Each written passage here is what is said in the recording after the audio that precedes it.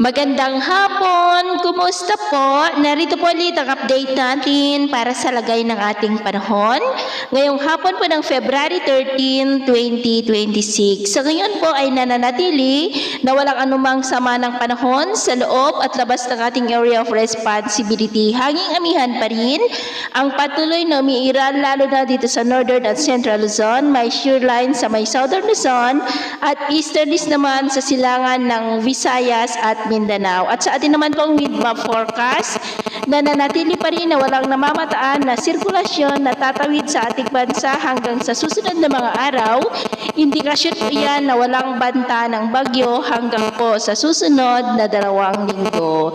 At sa lagay ng ating panahon, ngayong hapon ay nakakaranas pa rin ng maulap na kalangitan with isolated rains ang ilang bahagi ng La Union, Ilocos Sur, ilang bahagi ng Cordillera, silangan ng Cagayan, Pangasinan, Quezon, Bicol Region, southern part ng Batangas, Marinduque, Oriental Mindoro, Palawan, Aklan, Capiz, Samar Island, Sulu Archipelago, Northern Mindanao, Davao Region at Sorsogon. At mamayang gabi, may mga isolated rains pa rin sa ilang bahagi ng Cagayan Valley, Cordillera, Ilocos Sur, La Union, Pangasinan, Quezon, Oriental Mindoro, Camarines Provinces, Catanduanes, Palawan, Sultan, Kudarat, and nearby areas. Kaya mag-ingat pa rin tayo sa mga banta ng mapagbaha at pagguho ng lupa.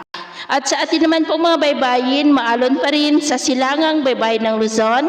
Hanggang dyan po sa Northern Samar Seaboard ng mga alon ay posibleng aabot hanggang po sa 1.5 to 2.5 meters height hanggat maaari. Ay iwasan na po muna natin ang papalaot dyan sa mga may kulay pula para po mas makaiwas sa mga sakunang pangkaragatan.